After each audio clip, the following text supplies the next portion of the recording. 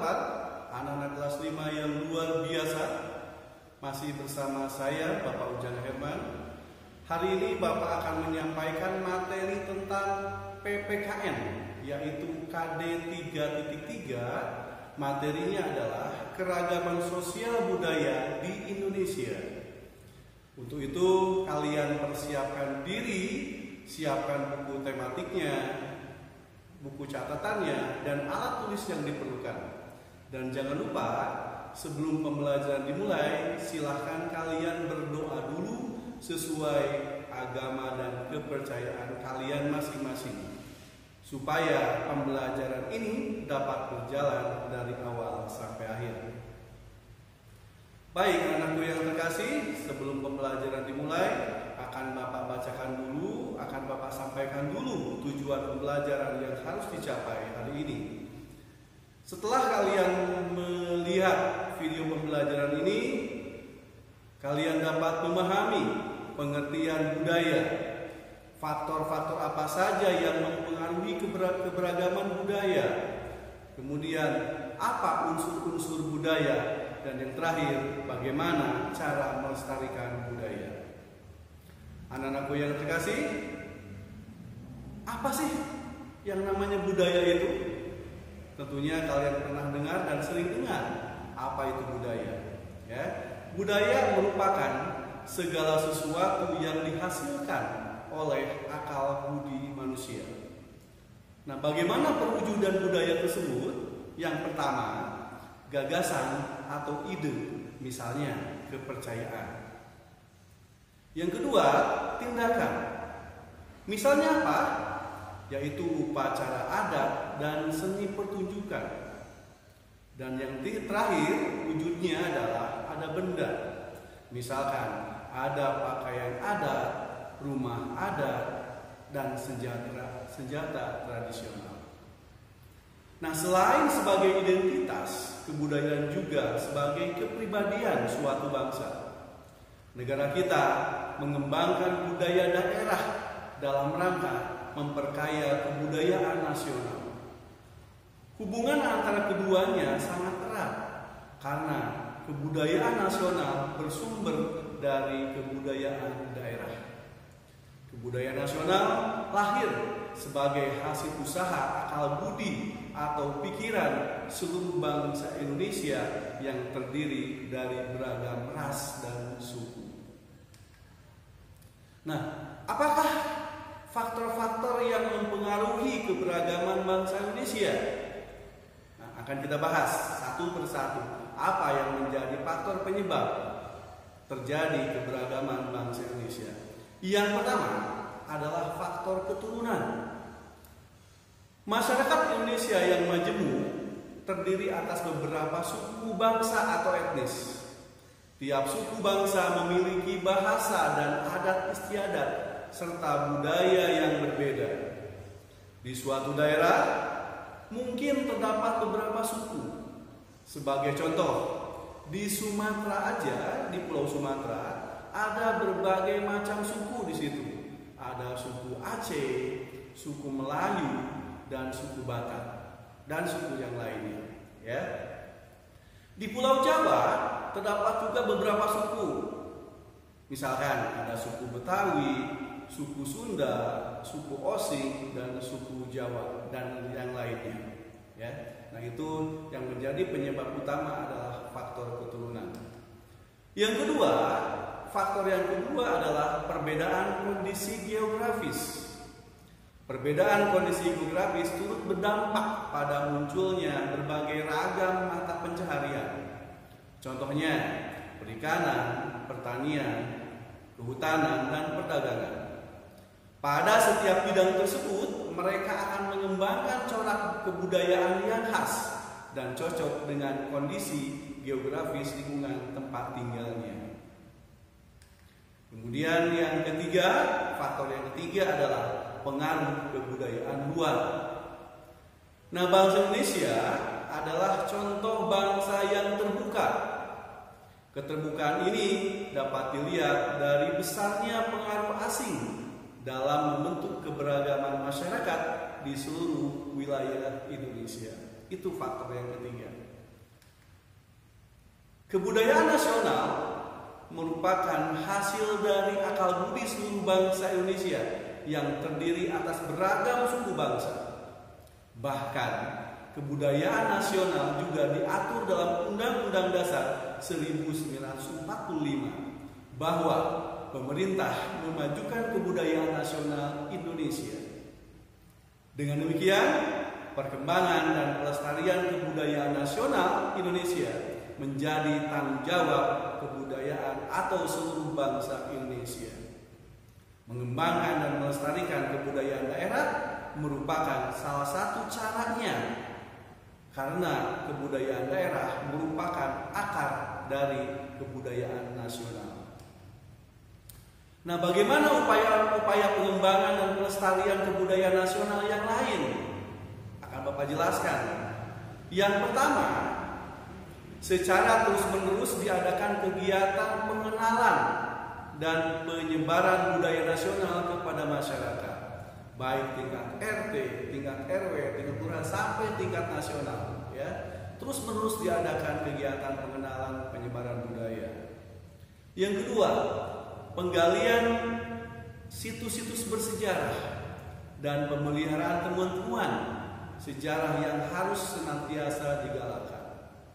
Situs yang sudah ada perlu dilestarikan dengan baik. Yang ketiga, pengembangan budaya daerah dan nasional melalui pendidikan dan pengajaran. Misalnya, menjadikan bahasa dan kesenian daerah sebagai mata pelajaran muatan lokal wajib di sekolah-sekolah. Misalkan di SD kita kebetulan ada di Jawa Barat, maka bahasa muatan lokalnya adalah bahasa Sunda. Nah, ini merupakan salah satu upaya pelestarian kebudayaan daerah. Yang keempat, senantiasa dikembangkan sikap menghormati kebudayaan sendiri dan kebudayaan daerah lain. Yang kelima, mengenal dan mempelajari kebudayaan sendiri yang merupakan warisan leluhur. Nah, itulah upaya-upaya pengembangan dan pelestarian kebudayaan nasional. Nah, di samping ini ada gambar kira-kira maknanya apa ya? Coba perhatikan dan renungkan, kira-kira apa maknanya? Baiklah, Bapak akan mencoba menjelaskan makna dari gambar tersebut. Makna gambarnya adalah kita harus menyadari perbedaan itu adalah anugerah dari Tuhan Yang Maha Esa yang harus kita syukuri. Dengan demikian, kita tidak perlu berselisih, bertengkar, ya, apalagi tawuran antar kampung, hanya ada perbedaan. Kita harus mensyukuri perbedaan dengan cara menghormati dan menghargai teman-teman kalian. Dengan begitu, perbedaan itu justru membuat hidup kita menjadi indah. Nah, itulah mungkin makna dari gambar yang tadi disampaikan di sana. Nah, sekarang Bapak akan jelaskan apa yang termasuk unsur-unsur budaya. Yang pertama adalah kepercayaan atau religi. Di Indonesia diakui adanya 6 agama resmi, yaitu Hindu, Buddha, Islam, Katolik, Kristen, dan Konghucu. Semuanya dapat mengembangkan sikap toleransi dan kerukunan. Unsur yang kedua adalah mata pencaharian. Keragaman alam di Indonesia menyebabkan mata pencaharian masyarakatnya juga beragam. Sebagian penduduk Indonesia menjadi petani karena memang tanahnya subur. Sementara itu, orang-orang yang tinggal di tepi sungai atau pantai mengandalkan perikanan sebagai mata pencahariannya.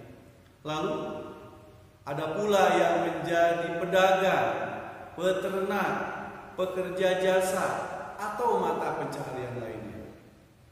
Jadi unsur yang kedua adalah mata pencaharian.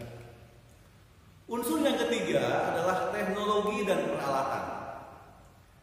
Teknologi berkaitan dengan kepandaian dan keterampilan orang dalam membuat atau melakukan sesuatu untuk memenuhi kebutuhan hidupnya. Teknologi bermula dari bentuk yang sangat sederhana, lalu berkembang terus sesuai dengan perkembangan dan kemajuan zaman. Selain itu, kebutuhan manusia mulai beragam. Teknologi yang sudah ada sejak dulu hingga sekarang seperti teknologi dan peralatan senjata, wadah, alat angkut, tempat berlindung atau rumah, alat pembuat makanan dan minuman, serta pakaian dan perhiasan. Unsur yang keempat adalah kesenian. Hampir semua suku bangsa di Indonesia memiliki kesenian yang menjadi ciri khasnya. Kesenian dapat dikelompokkan menjadi dua macam. Kesenian yang dapat dinikmati oleh mata, misalnya seni patung, seni ukir, seni lukis, seni rias, seni tari, seni pedalangan atau wayang, dan seni olahraga. Kemudian yang kedua, seni yang dapat dinikmati oleh telinga, misalnya seni musik dan seni sastra. Setiap suku di Indonesia juga memiliki lagu daerah, alat musik, dan berbagai kesenian sendiri-sendiri. Yang kelima adalah pengetahuan. Berbagai suku bangsa di Indonesia telah memiliki pengetahuan yang tinggi. Pengetahuan itu telah mereka terapkan untuk mengatasi kesulitan-kesulitan hidup. Pengetahuan itu antara lain tentang alam sekitar, flora, fauna, bahan-bahan mentah, kemudian benda-benda di lingkungan alam, tubuh manusia, sifat dan kelakuan manusia, serta pengetahuannya tentang ruang dan waktu. Dan yang keenam adalah, unsur yang keenam adalah sistem kemasyarakatan. Sistem kemasyarakatan adalah pola hidup yang menjadi kebiasaan dan dianut telah menjadi kebiasaan suatu masyarakat. Ada sistem perkawinan, sistem kekerabatan, dan sistem berperilaku dalam masyarakat. Contohnya, sistem marga pada suku Batak dan sistem terah pada suku Jawa. Kedua contoh ini merupakan sistem kekerabatan suku-suku tersebut. Dan yang terakhir, unsur yang terakhir adalah bahasa. Setiap suku bangsa mempunyai alat komunikasi sendiri-sendiri yang terkadang hanya dimengerti dan dipakai oleh suku itu sendiri. Itulah yang dinamakan dialek.